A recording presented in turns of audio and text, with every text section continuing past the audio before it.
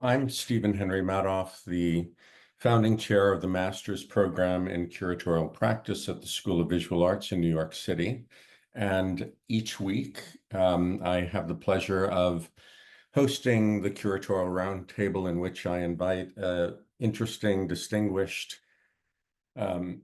curator, museum director, writer to speak about their practice. And we're starting the season with Filipa Ramos today. So I'm just going to read a brief summary of what I'm sure is a much longer bio for you, Filipa. And the protocol is that Filipa will have about 50 minutes in which she'll present.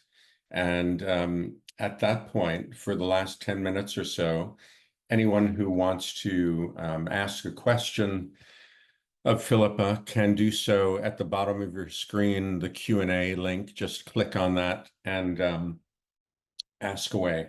So Filipa Ramos, PhD, is a writer and curator. She's a lecturer at the Arts Institute of the HKG FHNW in Basel. Her research focuses on how contemporary art engages with nature and ecology. She's been curator of the Art Basel Film sector and a founding curator of the online artist cinema Vdrome.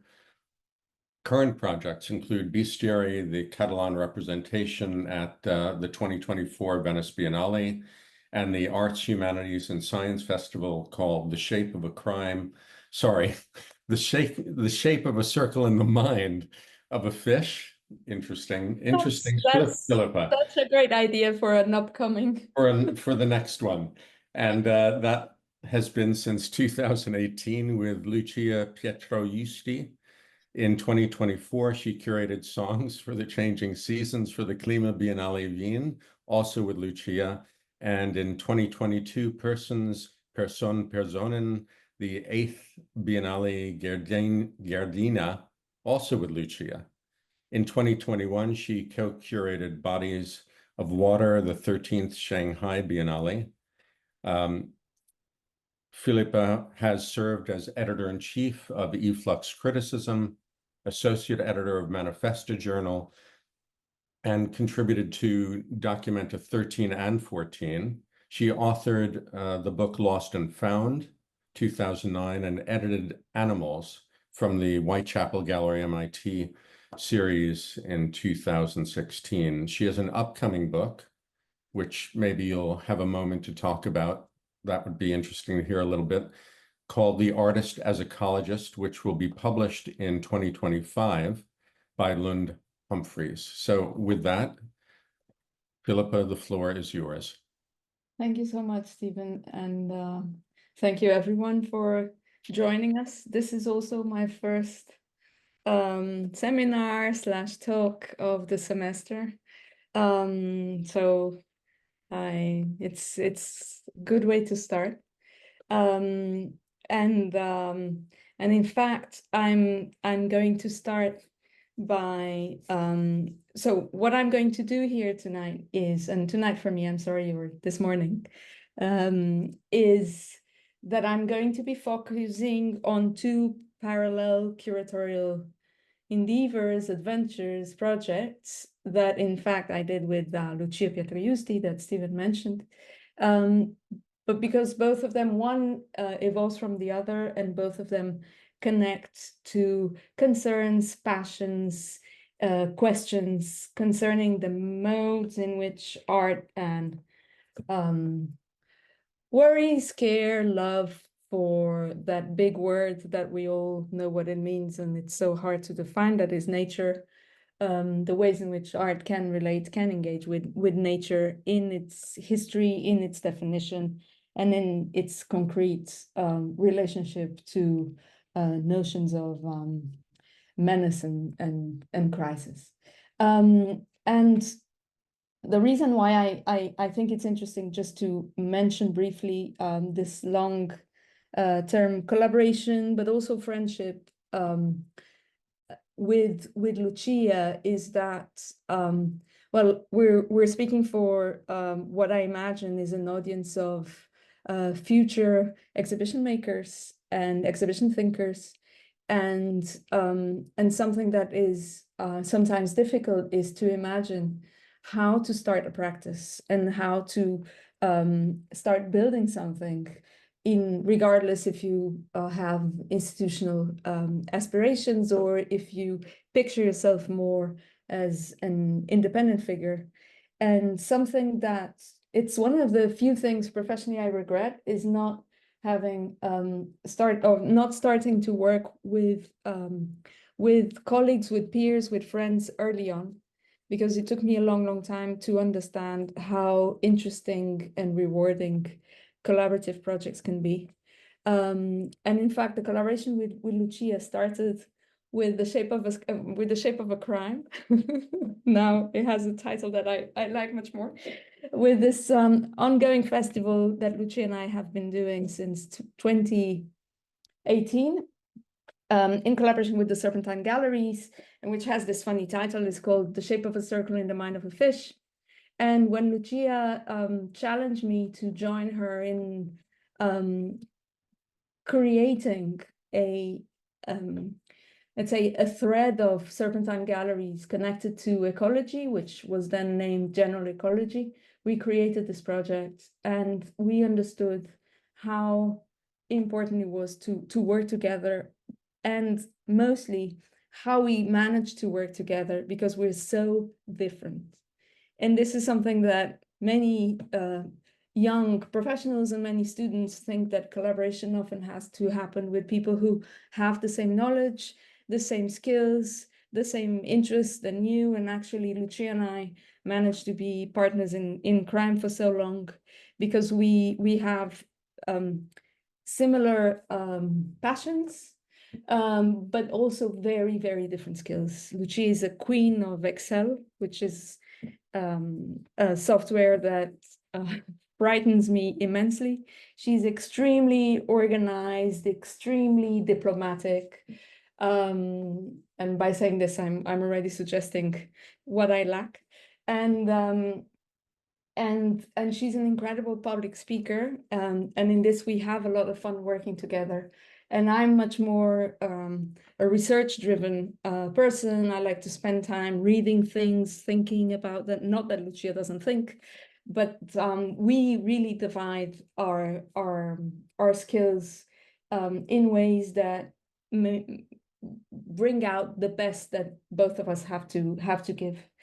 And in fact, this festival that we started, we created and we continue organizing, led to the identification from people in the UK and abroad of our working together, and led to a very interesting, even if unusual, invitation, and I will just explain why unusual, to come to an area in the northeast of Italy. If you can imagine where Venice is, if you make a vertical line from Venice towards north, you will find this area. It's an area that is it's called South Tyrol. It's this UNESCO heritage area because the Dolomites, this big mountain chain, is there, and is an area that has an incredible identity, which is very proud of.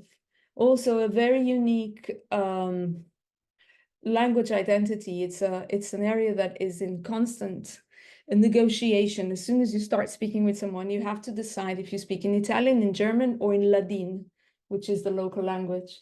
And so every beginning of a relationship is a relationship that is mediated by a linguistic understanding, and that comes with matters concerning identity. And it's an area that felt the need to create forms of intensity concerning contemporary art in the wake of a large exhibition they had more than 10 years ago, which is this biennial that exists in Europe called Manifesta, which is itinerant. And Manifesta locates itself in different places in Europe, according to their interests and to visions of local politicians and administrators. And at a certain point, Manifesta decided that this linguistic ambiguity and this site of historical friction and relationship between Italy, German, and Austria was an interesting site to organize a biennale.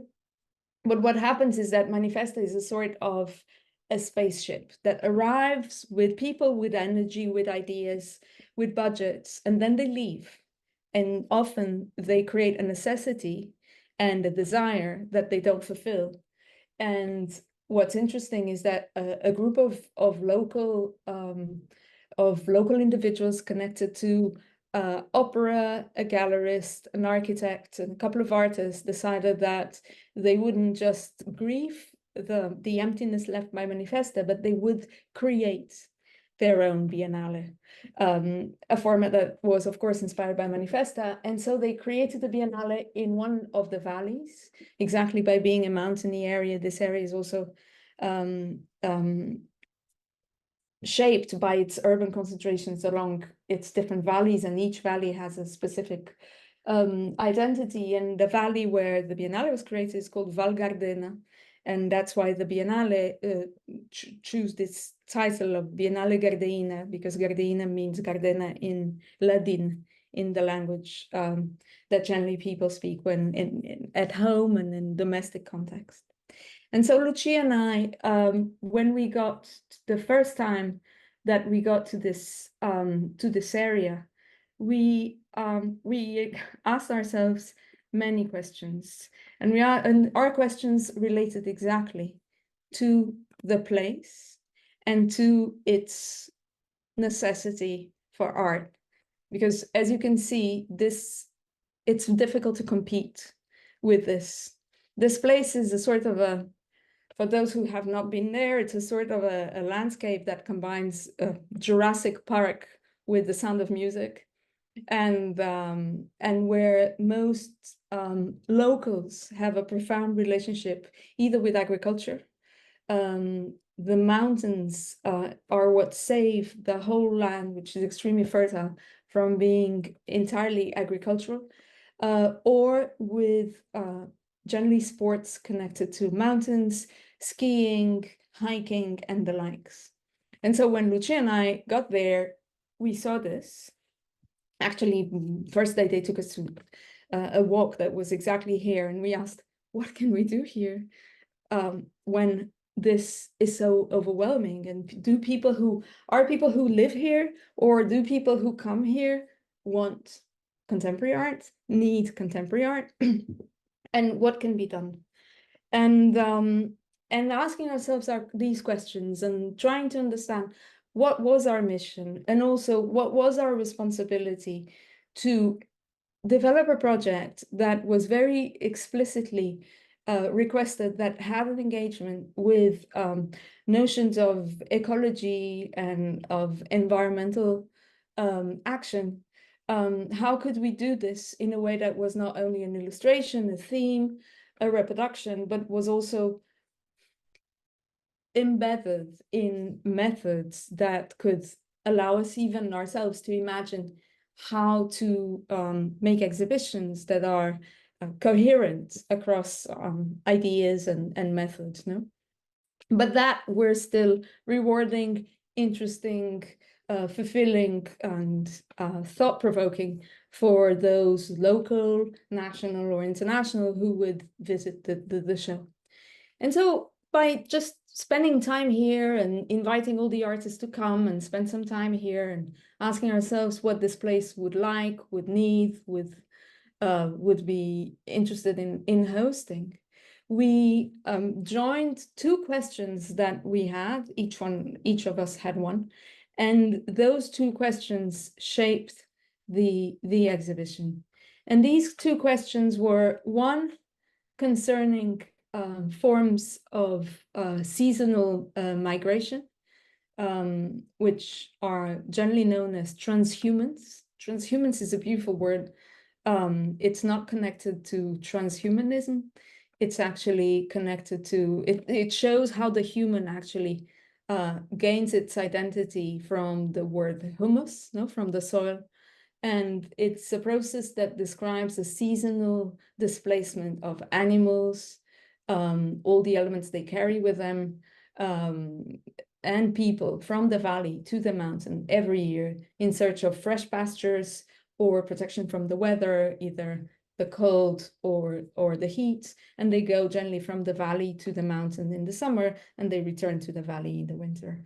And I was very interested in understanding how these ancestral forms of displacement, of movement, that were profoundly interspecies in their nature, how they were shaped by nature and how they were also shaping these landscapes and how they were constituting one another in their permanent reoccurrence and return, no? And thinking these forms of seasonal migration displacement also in connection to other forms of displacement that traversed this context.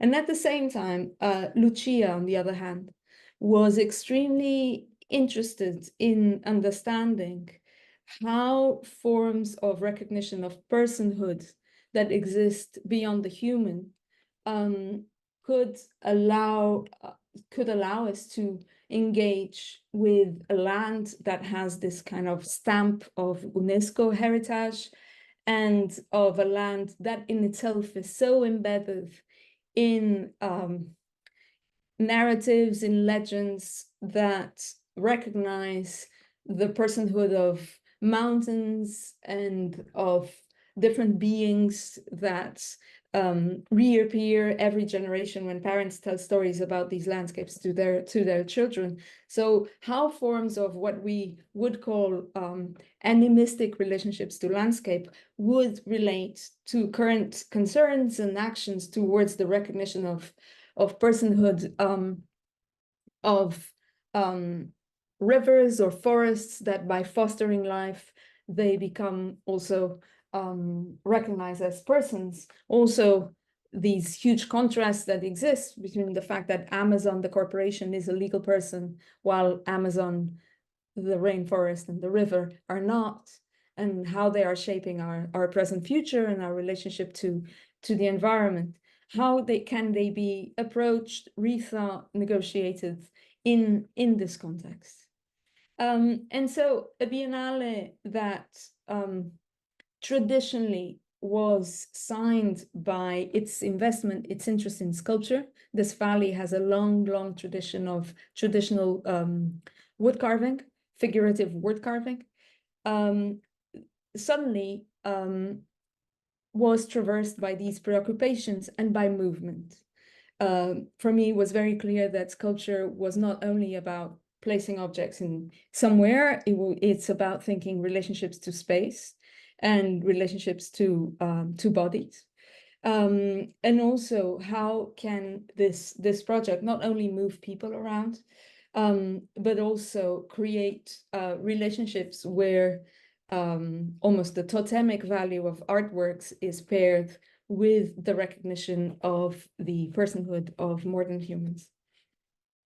And therefore, we finally started doing this show with let's say, a small scale project, which also allowed visitors to just don't feel overwhelmed and don't feel that there was too much to grasp. It's something you could easily see in 1 day or in 2 days if you really wanted to spend time with every single artwork. And that was aiming to take visitors from the city to the valley and to different landscapes and back, inviting them to also create this relationship that doesn't consider that there is a radical difference between the urban and the rural or the natural around it. And so the projects were developed in relation to the possibility of creating modes of attunement, modes of connection through art between people and these spaces. In this case was a local artist who you can see her standing here in the middle. She's an artist based in Berlin called Barbara Gamper, and Barbara Gamper for the last 10 years has been very involved in somatics and has been training to be somatics instructor. I guess it's what it would be called. And so she was interested not only in the relationship between the body, its alignment, its articulation between its different elements, and also the connection between the body and the land. She was fascinated by an encounter that she had with a paleontologist who informed her and the other artists that in the whole Dolomites, fossils of fish and of aquatic animals had been found, attesting to the fact that millions of years ago, this area was underwater. And she thought of exactly creating almost a deep time experience, inviting visitors to do a series of exercises connecting to the land and thinking the relationship between the present and this moment of deep time. And as I'm mentioning this and this encounter with a local professional, something important to mention as well is how we try to address these different questions of how can a show not only be about nature, but also be embedded in a methodology that is related to that. And I will exactly start answering this through different works. A way that we managed to do this was to try not to import everything, but activate collaborations that were on medium to long term with local communities, local actors. One of them was a collaboration with a bass orchestra. It's not called a bass orchestra, with a group of individuals who play brass instruments, and invite them to compose together with artist Himali Singh's song that we see here on the left, let's say a musical piece that is inspired by the migration of a bird who is the bird that does the longest migration route known, which is the Arctic tern, coming from the North Pole and traversing the whole globe in its annual migration, and passing through this area and creating something that occurred on several occasions during the show, but that was also then installed in this specific area. And working with the UNESCO has been a challenge, a really interesting one, but a challenge in such a way that you wouldn't be playing permanently on the loop. Also that thinking about respect towards humans and non-humans that cross and inhabit this place, but would play at certain specific times, and that whose melody was connected to the flying and the existence of this little bird, and made exactly with a collaboration with this group of people from there who are actually now accompanying Himali in the tour of this project. They just performed it at Kiasma in Helsinki last week, and so also creating bridges between the local and international scene. Another way to do so was to invent ways for artists who were far away to be able to prepare, do site visits, program, and produce their works without having to do long travels. In this case, we worked with an artist who is based in Argentina, Eduardo Navarro, and we didn't want Eduardo to travel just to see the sites or just to follow the production. And we actually wanted Eduardo to come at the end, a part of a series of trips that he was doing in Europe. And Eduardo also didn't want to travel because he was doing other things in where he was. And we proposed what we called an avatar. That is, we arranged a series of Zoom encounters between Eduardo and a series of local artists with experience in producing, for Eduardo to find the ideal partner, and this partner would become Eduardo. for the time of the production and organization of the exhibition. And so this person was in charge of finding the location, finding the right place to produce the work, and also doing things that are like choosing colors. And for instance, Eduardo said that he wanted a specific green and he had the Pantone, but then when applied the Pantone to the sculpture, which you see here on the right, the material of the sculpture absorbed the color and turned it into a completely different green. And how do you do this? And how do you trust someone who you have not worked with before, but this person becomes somehow your partner? And it was a very interesting collaboration. They finally met during the opening days. And for us was actually also interesting to understand how can you redistribute resources, experience, and modes of seeing with the locals beyond turning them only into just producers or consumers as audience. So how can you create relationships that are also that are stranger, but also can be more productive?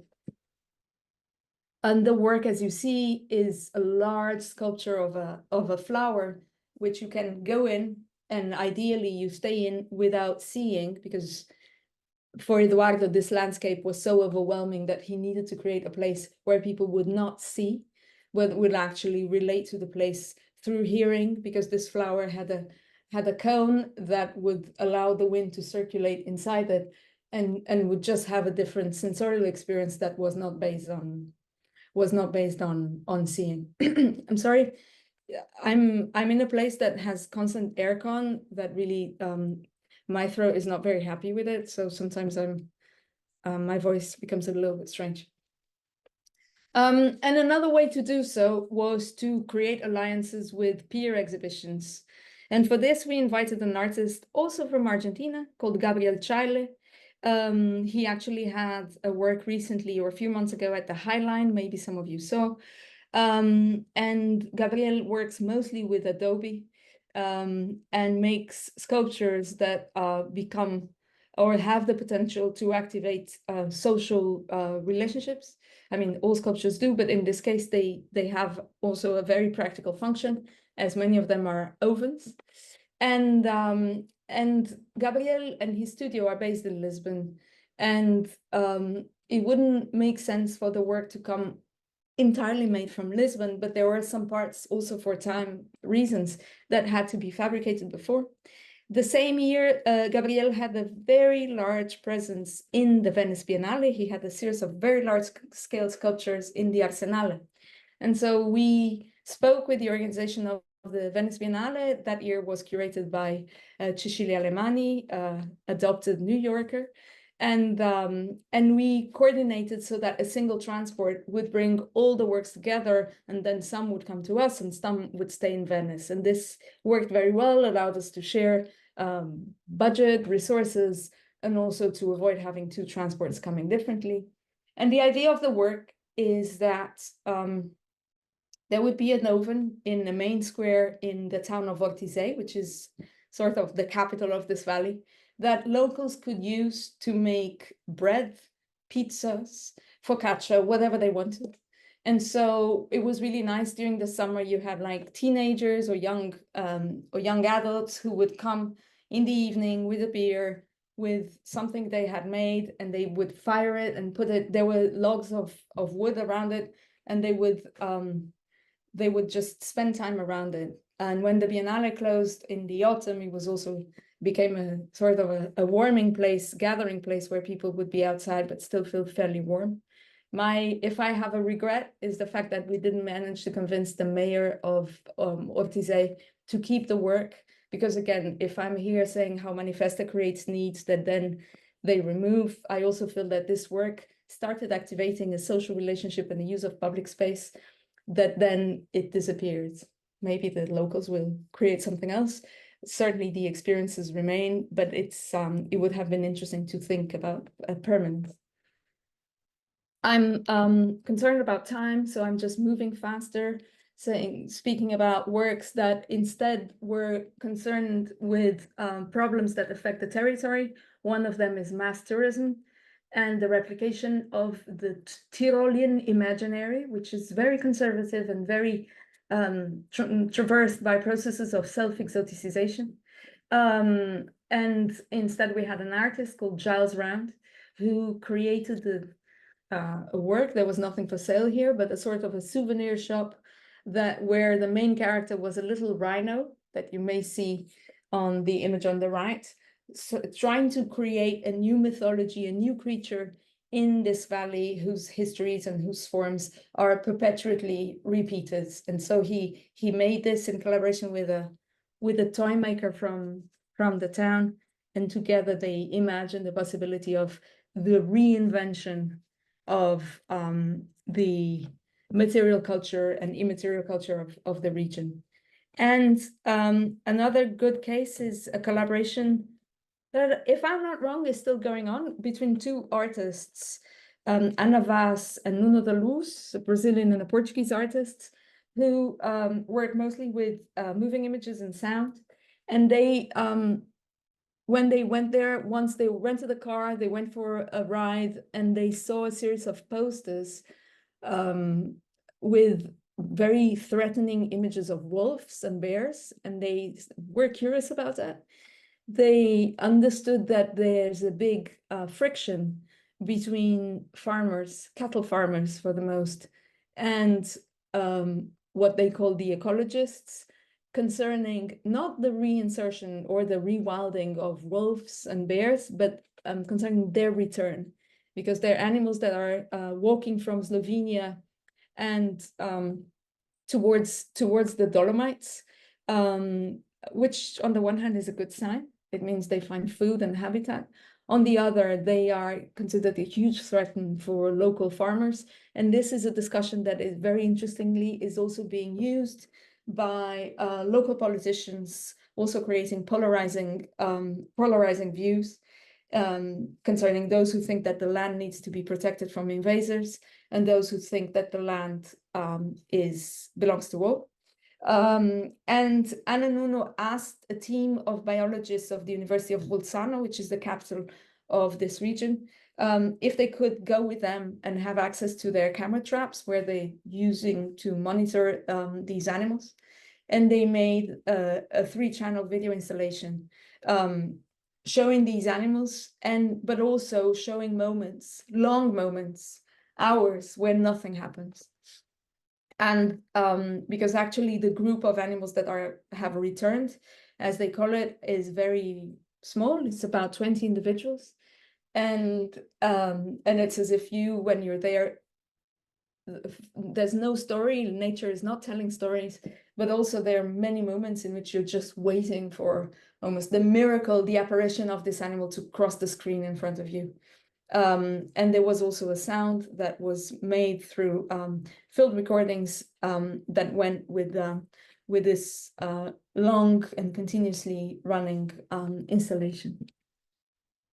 And I'm going to go a bit fast, just showing some images, a work that is connecting local migrations and local diaspora with otherworldly stories of diaspora and struggle. Was a project by Carabing Film Collective, whose one of the members is Professor at Columbia University, Elizabeth Povinelli. And Elizabeth Povinelli is exactly connecting the history of diaspora of her own family, who moved from these valleys to the US, to Buffalo, in the 1970s. And here she created a parallel work connecting her family's diaspora with the conditions of life and struggles and work made by the collective she's part of, called the Carabing Film Collective, which is a group made by more than 30 individuals from a region of Darwin in the North Territories of Australia.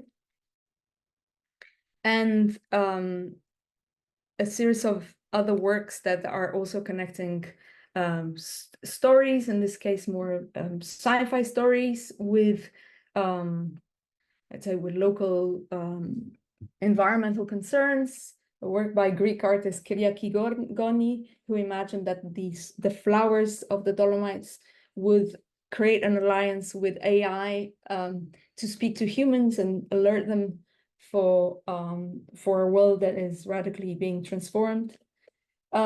And also connecting to very local, and I'll end up here with the Biennale, with very local and profoundly rooted stories, stories of displacement, of migration, and of personhood.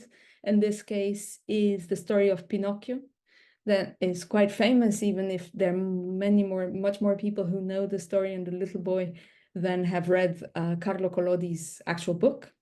And when we were doing a series of site visits, we met a local sculptor who received a commission to make the puppet for a film of Pinocchio with Roberto Benigni and others, a very big Hollywood film of Pinocchio. And he was making this puppet, and we thought it would be really interesting because Pinocchio is the ultimate animist creature. No, it's a little boy that comes out of wood made by a man, and who becomes alive. No, and has a series of adventures and becomes so alive that gains a profoundly human trait, which is the capacity to lie. And his body betrays him in these moments of telling lies, and he traverses the world. He meets a series of creatures. He goes inside a whale. He comes back, and so aligning these imaginations on how journeys and migration transform you and transform those around you, but also how a person can come out even of a tree. We asked this artist if he could make a Pinocchio for us. And when he did, I was very surprised, and I thought it was very dark, and I was really disturbed. I was like, why is this Pinocchio having burnt feet? And this is really cruel. And then I realized that actually the story of Collodi, there's a moment where Pinocchio, already human, is cold and goes close to the fireplace, and he burns his feet.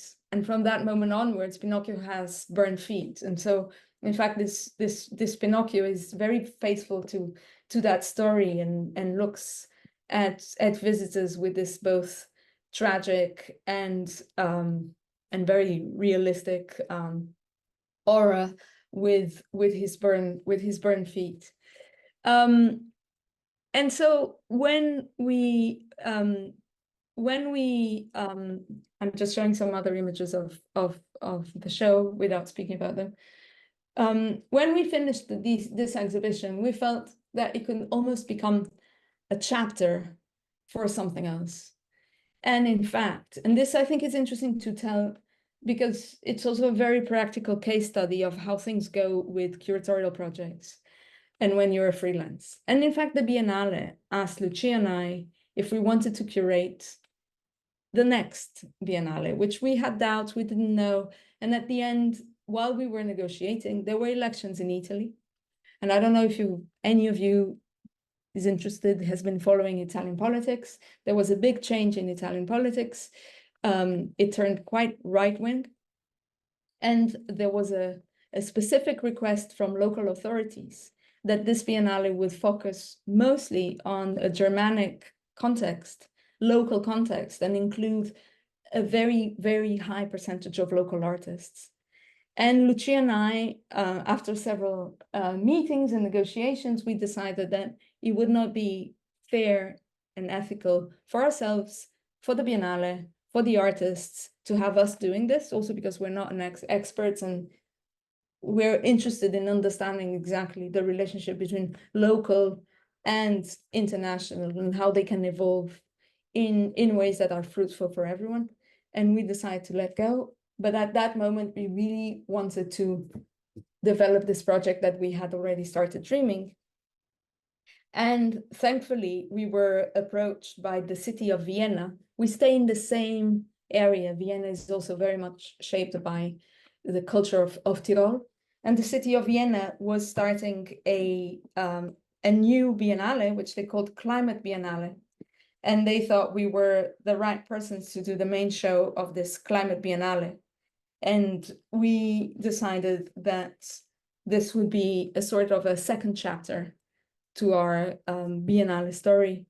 And we went there, and suddenly this second chapter happened in a quite ugly place. It's in a disused bus station that even before that was a train station called Nordwestbahnhof. And it's an area that we understood quite quickly that the city of Vienna will, over the years, transform to attend to the request to have more housing in its center.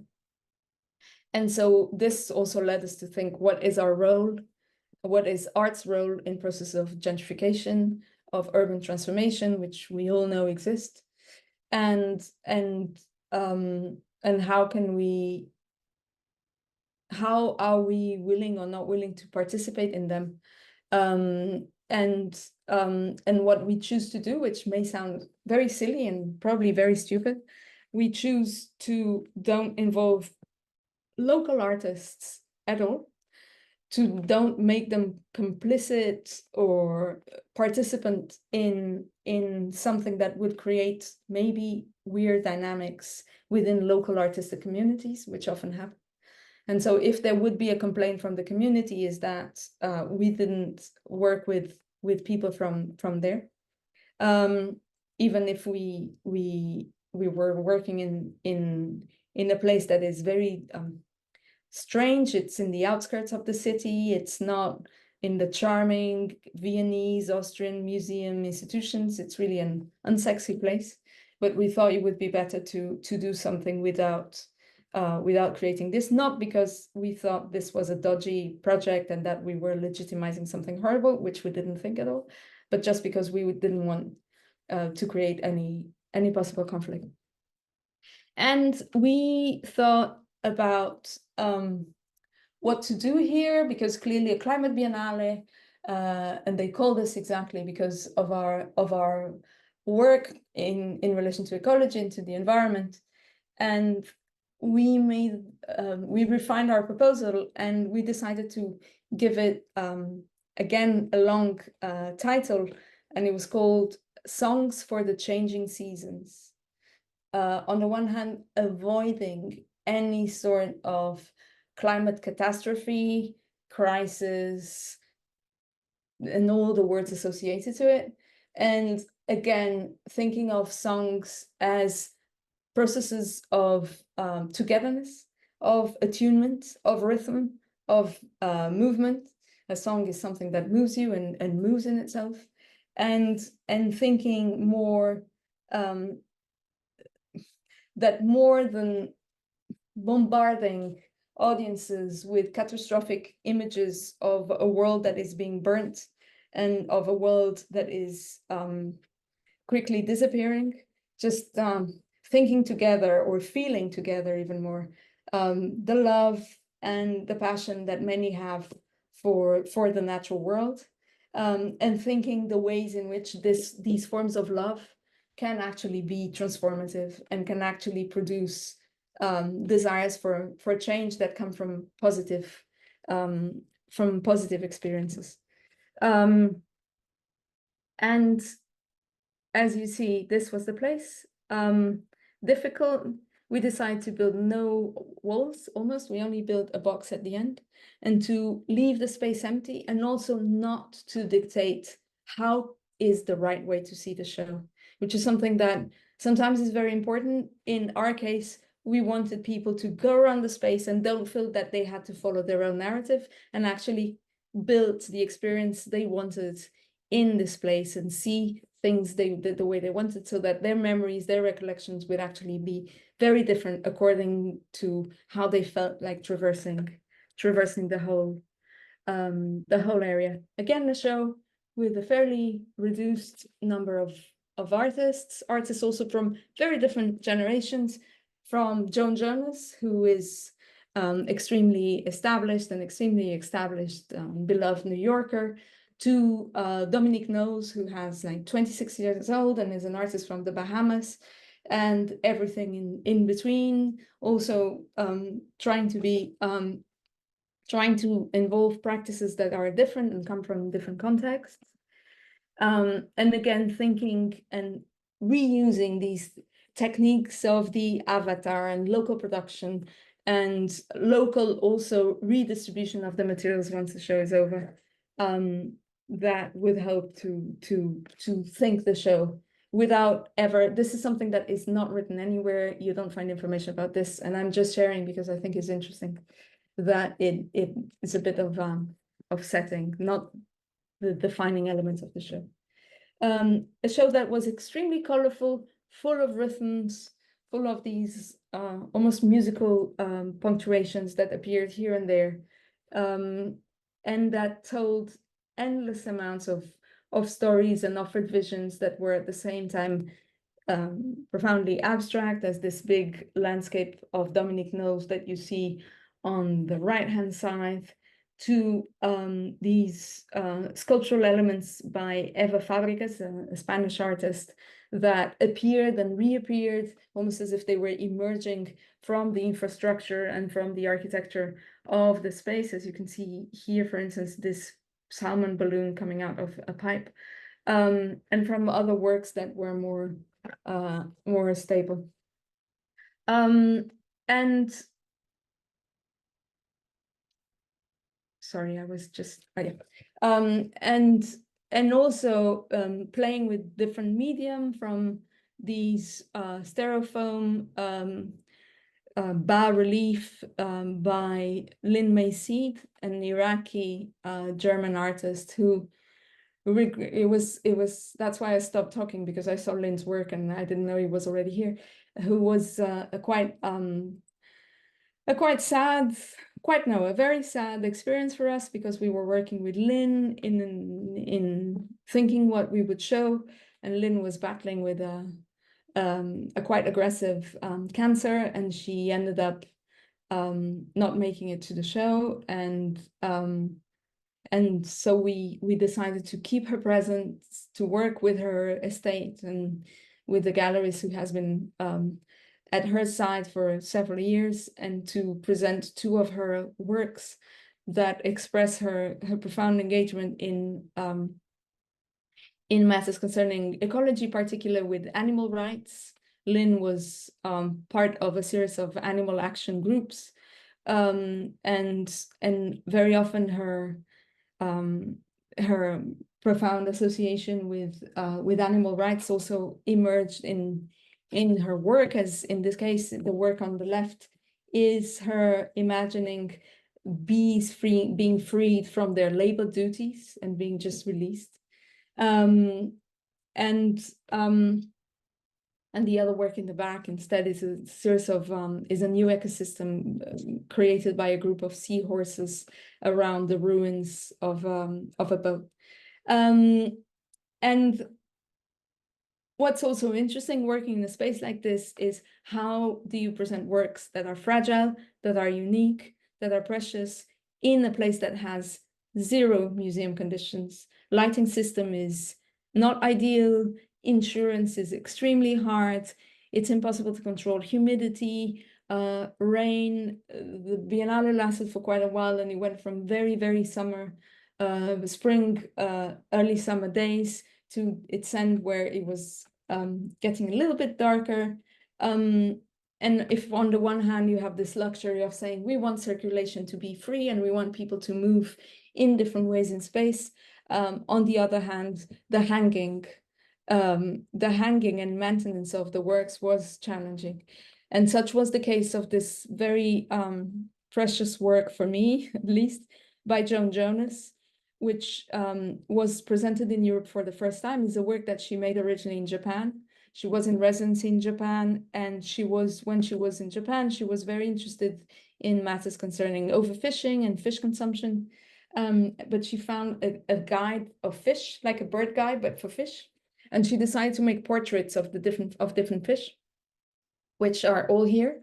And this work became, was called They Came to Us Without a Word, which is actually the title that later on became the title of the US Pavilion in the Venice Biennale when Joan represented the United States in Venice. And this was also, and it's a work that you can traverse and you can go around these and you can become part of the school of fish. But also, how do you make sure that these works are not damaged, bended by young and not so young audiences and distracted audiences, curious audiences? And so it's at the same time a risk and a huge trust in visitors showing this work. And what we wanted is exactly that. You had to be part of the school of fish, so you somehow had to become fish before losing yourself in the rest of the show. I have 8 minutes to go. Other works instead created microenvironments as this very techno, little bit cyberpunk video and multimedia installation by artist Patricia Dominguez, which is called The Ballad of the Dried Sirens.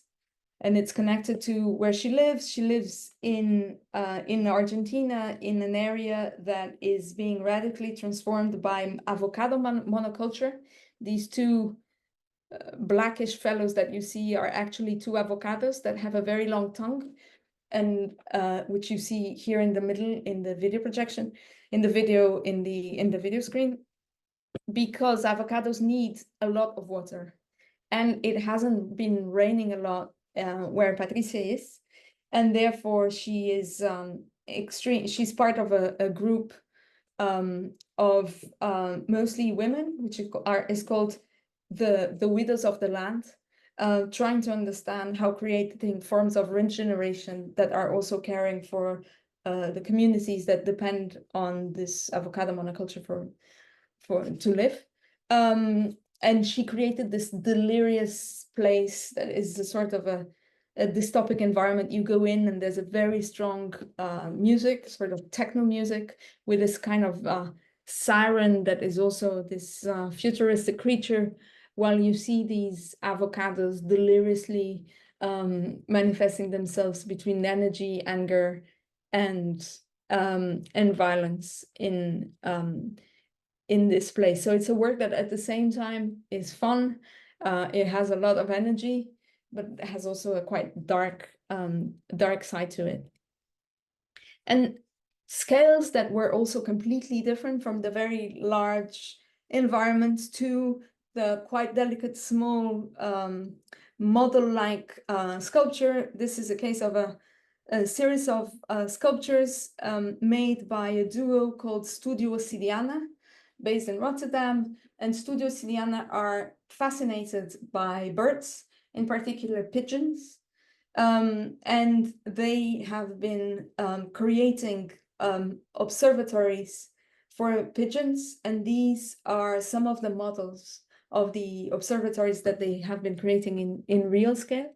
Again, a detail for curatorial interest. Our original idea was to create a big tower in the outside of the Noordwest Bahnhof that would stay beyond the show, a tower that would be there, and we would try to negotiate with the local authorities for it to stay. But unfortunately, that was not possible. So we have these series of models that dream and will wait for another Biennale that Lucia and I may do, where we actually create one of these sculptures. A work, and maybe I still have 5 minutes. A work that is also thinking about stories and rituals and relationships is a work by a young artist, also from Chile. I said that Patricia Dominguez is from Argentina. No, she's from Chile. I'm sorry, I made a mistake. Natalia Montoya. And Natalia, when we invited her, so Lucia had done a residency in Chile. She discovered the work of Natalia, and she was fascinated by it. And we invited Natalia for a show. It was the first time she was coming to Europe. do a show, and she said, but it doesn't make sense for me to make something completely new and to bring something that will exoticize me as an indigenous artist coming from the north of Chile, and I don't want that. And talking and thinking what she could do, and with her avatar, who was Hector, who was in Vienna working very closely with her, they realized that there's a long tradition in Austria and Germany of making a series of bread, cakes, cookies. Like, for me, is also quite strange. I only know them from Christmas markets that have generally shapes like a heart, and then they're sugar coated. And Natalia collaborated with a baker who makes these little forms, but instead ask her not to do these typical hearts, but actually to do figures that connect to her own imaginary. For me, they are sort of alien. They all have a mirror face, alien cross-human animal creatures, and that were made in this bread, and then they would disintegrate at the end of the show. And it was exactly this her way that she found to speak to something that makes very much part of the Viennese and the Central European references, while at the same time made her much more confident to express her forms and to try a new material and a new support. Here you see the work of Lynn Macy at the end, with this constant presences of Eva Fabric's soft sculptures. And then I'll end here. It's a good place to end. It's connecting still with ideas of migration, of transhumans, and thinking about the relationship between migration and also the environment. We were both very interested in the work of a French artist who lives in Belgium called Laure Provost, who has been also exploring in very free ways the connection between the female body and ecology. And in this case, she made this work in which the bodies of these long women become swallows and do these migrations and do these radical efforts of endurance and resistance, where she's connecting her own experience of being a mother and of motherhood and of transformation of time with these long migratory flights of swallows, and with these women who are also saying a series of sentences that are also embroidered about their experience and about their love and about their grief. And it's exactly because it's a work that combines all these elements of transformation, of displacement, of movement, of a flying that can also be a swimming, or it can be a dancing, and of these different connections and these different relationships between bodies, sensuality, grief, and love, that we asked Laure to present this work at the Biennale, and it was almost the last work that you would see. This is not in the real space, but it was a picture that allowed me to show the work in a much clearer way than the installation shots. But that created this sort of moment where you, as a visitor, you reached the bottom of the show, and then you had to decide by which way you would return. But it's a work that would actually, with its own movement, lead you towards a movement backwards. And I think that's it. Great. That's it. I have much more to say, but I think well, we'll have more time ringing. with the students anyway. So thank you for that. There is one question, and again, anyone who wants to ask something, go to the Q&A section at the bottom of your screen and ask it. So there's the question: can you clarify what you learned from the two different strategies by which you related to the locals locale, in particular collaboration versus non-collaboration?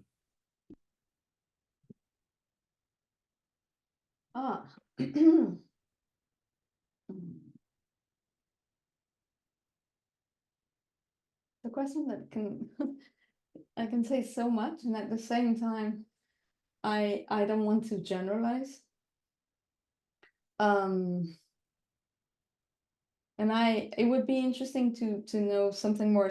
I mean, if we were live, I would ask this person to specify if they're more interested in this in terms of exhibition making or in terms of relationships with audiences, if it's more about the process of making the show, or if it's the process of thinking how a show is then something that you make for others. Let me think. What I learned, I mean, I don't think there's any lesson to be taken that can be generalized. I think every show has its own very unique dynamics, very unique, very specific modes of evolving. Something that for Lucia and I was extremely important was that the relationships that we established were not very quick, but actually envisage possibilities of continuation. So for instance, for us, a case that something that worked very well was the fact that from the beginning it was clear that Himali Singh Song would collaborate with this brass group for longer than just for the duration of the exhibition. And in the same way that Ana Vaz and Nuno de Luz would continue their research with the people from the University of Bolzano, so that an exhibition is not only an extractive element where we go, we learn from, no? And that's why I also was wondering how to answer this, but we actually work together and think of ways in which the exhibition or its energy can continue beyond its duration. It doesn't mean we have to be permanent residents in the places where these shows happen, or that we give an illusion of total collaboration that we then enable a fulfilling. But if there are processes that can have a duration that goes beyond the exhibition and beyond the moment of the exhibition, which of course, if it was a record of a heartbeat, it would have a higher rate in its opening days and its duration then would decrease as well. But to try to create processes that are long lasting. Or there's a work that when I was editing the PowerPoint, I removed because I knew I wouldn't have time to speak about it. But it's a work that speaks very closely about this. So it's funny that the question actually touches upon things that I didn't mention. And it's a work by an artist based in Basel in Switzerland, originally from Costa Rica. He's called Sergio Rojas. And Sergio, he stayed quite a while there. He did a sort of a short residency in Ortizé. He stayed for about a month. And in one of his visits, he went to the Natural History Museum in Bolzano, and he discovered a plant. He's fascinated by plants, and he discovered a plant that has a Latin name, which is Chica revoluta. It's a sort of a small palm tree. And he discovered that this plant was the fossils of this plant, which for him is a typical tropical plant that was then imported to Europe in the 19th century, but that actually fossils of this plant were found in the Dolomites, in prehistoric Dolomites. And he was very interested in reverting a history of import and export of exchanges of plants, of tropical plants. And he decided to make a work, which was a sort of let's say a relational piece, in which he was going around with little paper cones that had a seed of this plant. And the seeds are incredible because they look like red nuts. They're really hard, and going around and speaking to whoever wanted to speak with him and offering them a seed rolled in this paper. And the paper had the story that I'm telling and also the conditions for you to plant it and what he was inviting. The work was called, if I'm not wrong, Promise of a Living Sculpture, because he was saying you could plant this at home and you can have a chica tree at home, but it's a plant that takes at least 2 years to start coming out of its seed. And so the temporality, the duration, the expectations of our human time have to change and have to be in syntony and be patient with the time of a plant that is very different. No? But also be responsible because it can be poisonous to animals, to pets, and so on.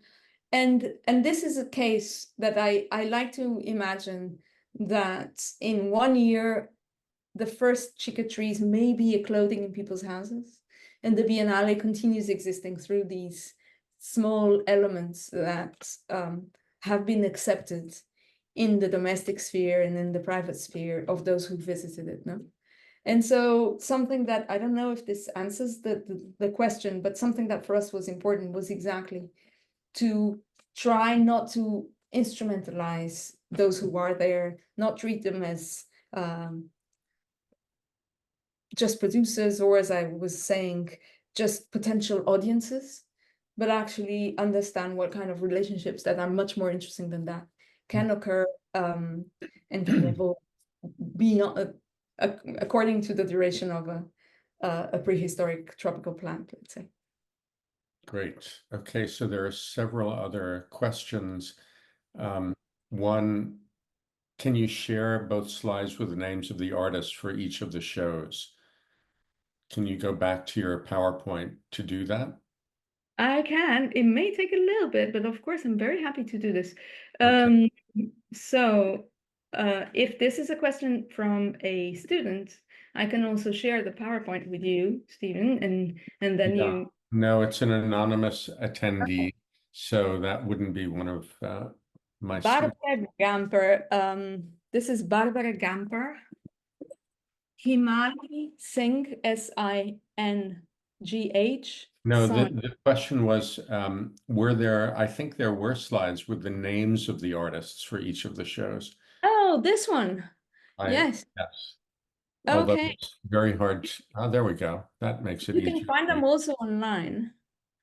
Oh, Both exhibitions have websites, and you can right. find everything there. I thought it was a request to go through slide by slide No, and say, no, we'd be here all day, or night in your case.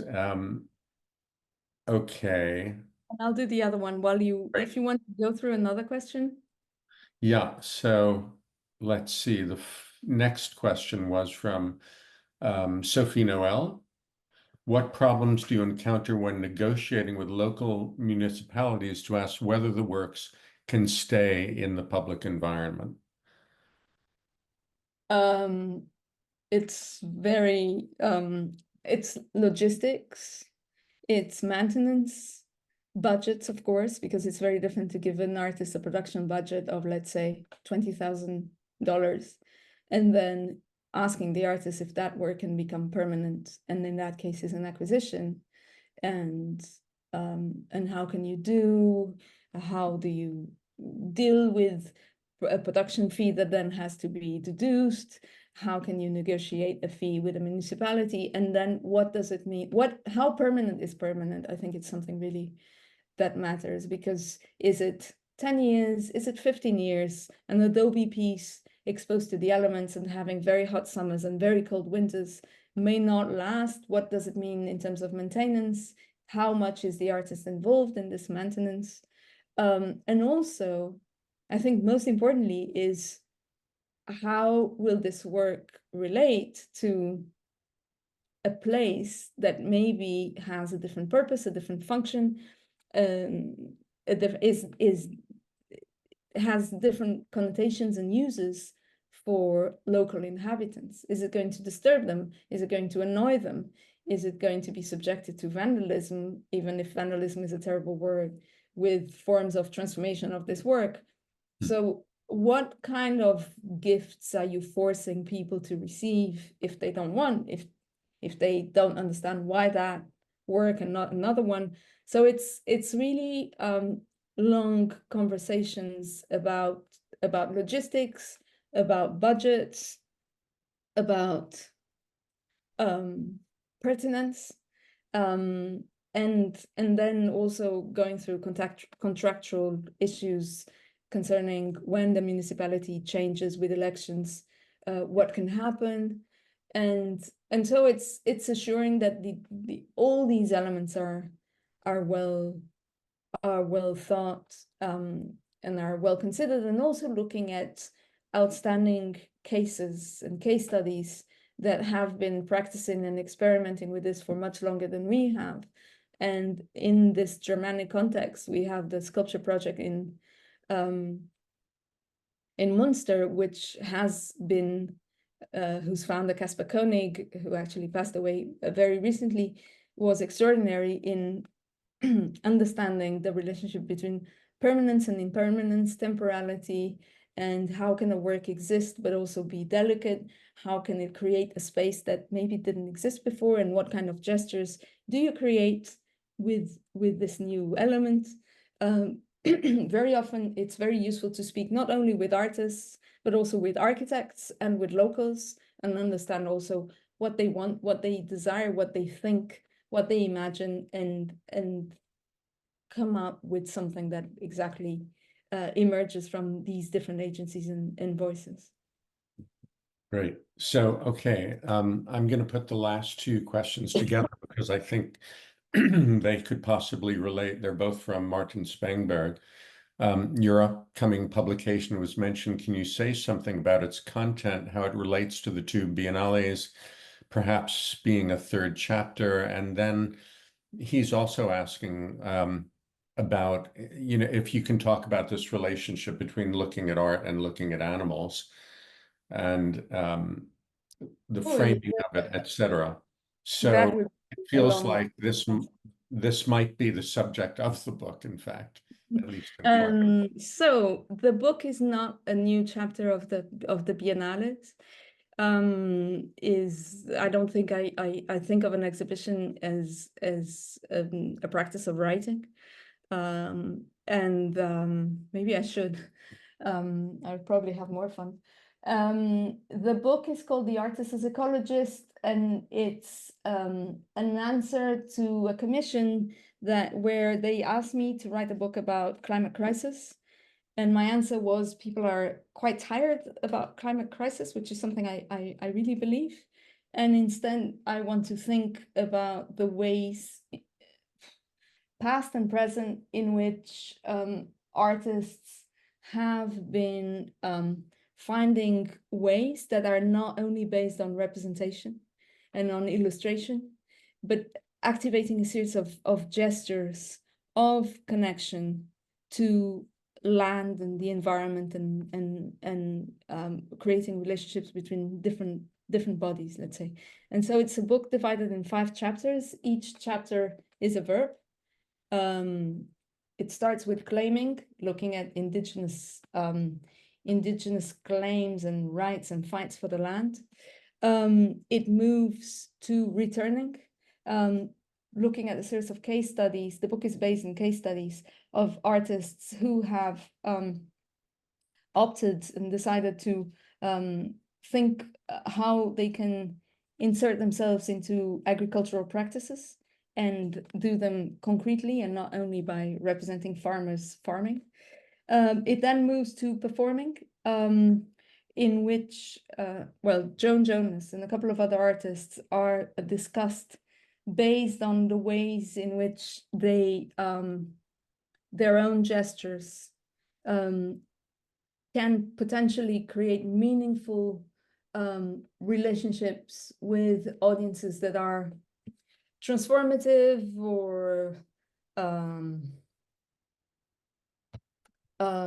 long-lasting, and that inaugurate possible new ways of relating to the self, to rethink what a ritual is or it can be, and to a mode of existence that is conceived in relation, thinking ecology not only as the current significance in relation to the worry for a world in transformation, but also rethinking that ecology in its origins is a science of relations. It then goes to a chapter called Reverberating, that looks at practices of sound, and is somehow moves parallel to the performing one. And it ends with a chapter called Exhibition, in which is thinking how the exhibition as a format and as a practice has been in itself thinking almost the exhibition as a machine, and as a whole, has also been engaged with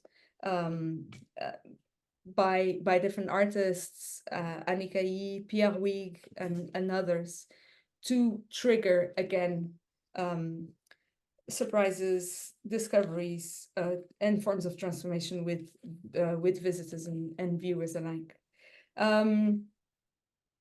In relation to this, and talking about Pierre Huyghe, looking at animals and looking at art and their alignments or not, and this I think I will give a quite personal answer, which is the fact that in both cases, I think, first of all, both experiences for the Western modern contemporary subject, they're generally framed by a similar exhibitionary device.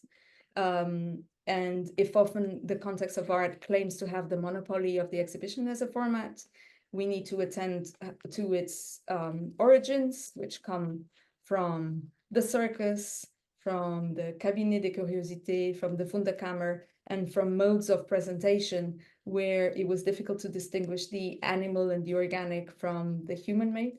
And in fact, that trained us so much as visitors that in our present days, looking at animals, for instance, in the zoo, or even in an activity, I would say, of bird watching, is, I would say, literally and figuratively framed by a mode of observation and a mode of apperception and attention that is profoundly connected with that of the exhibition. And if you think zoos and museums have so much in common in the sense that they want to make their specimens visible, but they also want to protect and to avoid any form of interaction. You're not meant to touch most artworks, as you're also not meant to pet a panda in a zoo.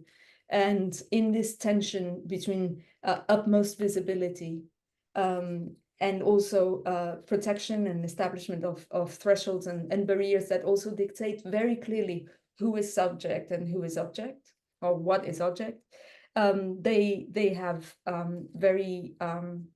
they have parallel stories, and they have shaped quite profoundly the modalities of our Western gaze, I would say. Okay, last question from Ray and Song. The ideas and process of artists working with local avatar is quite interesting. How do you go about the process, the beginnings of finding someone who would work well artistically and on a human level, and they're developing relationship and trust, or practical elements like language barrier, time difference, work ethics, etc.? Very good practical question. As curator, how do you care for all of this and possibly multiple avatar relationships in a group setting throughout the project? Maybe I'm going to say something that sounds a little bit horrible. The whole process starts with a series of blind dates, in the sense that we rely on the local, generally on the committants, on the people who invite us to do the show, or who are organizing the show, or the producers we're working with. And we sit at the table and we have a discussion saying, Eduardo Navarro needs someone who can maybe understand Spanish, because his English is not extraordinary. It's not the case, but I'm just giving an example. Who knows, who has the capacity to relate to the land quite well, so who knows the landscapes, because he's looking for a series of he wants a series of location scoutings. Who also has knowledge in the production of large objects. It can be someone coming from set design. It doesn't have to be an artist. And we also ideally want to contribute to processes of formation and growth.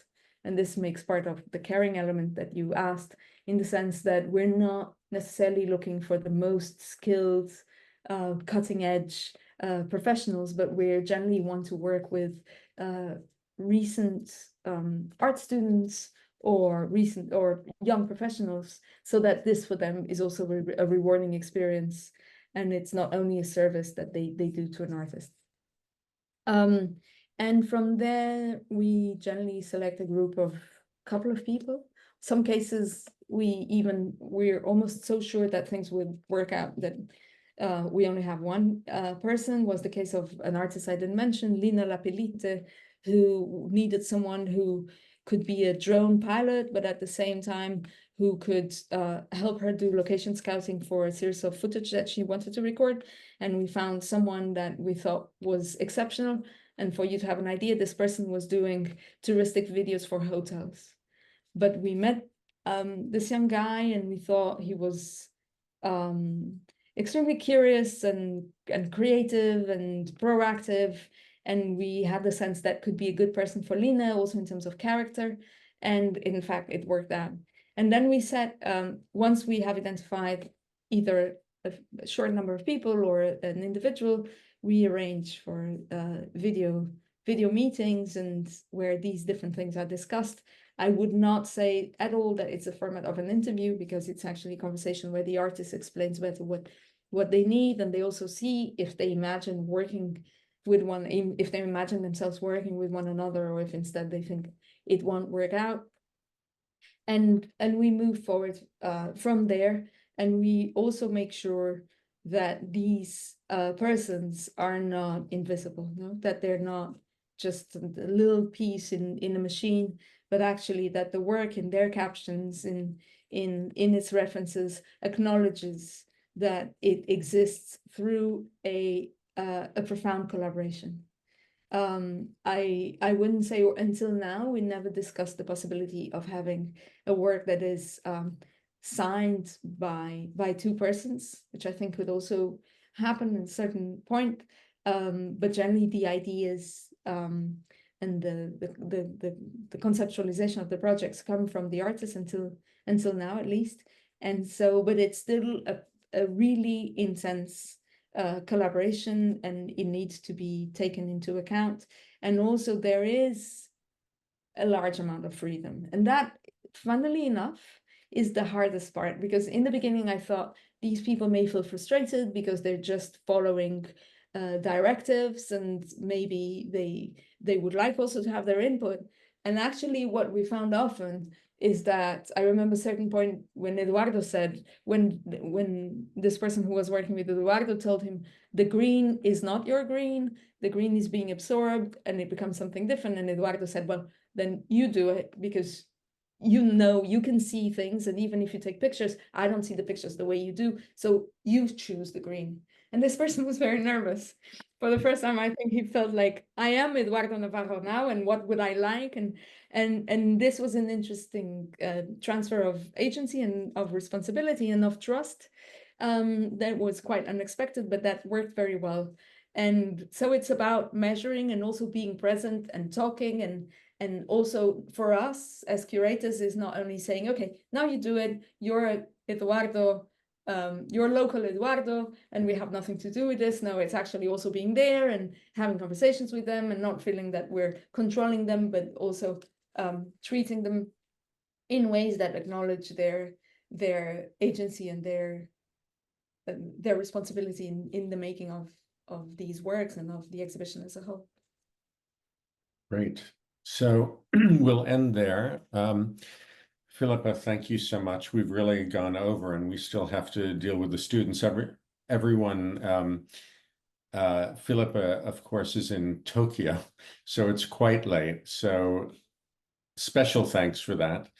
And we will be back next week with Enrique Juncosa. So for now, thank you so much for attending. And Filipa, maybe take a 5-minute break and then come to the student link. Super. And for the students, come on that link, and we'll join you shortly. Thank you. All right. Thanks so much. Bye. Bye. Bye to all.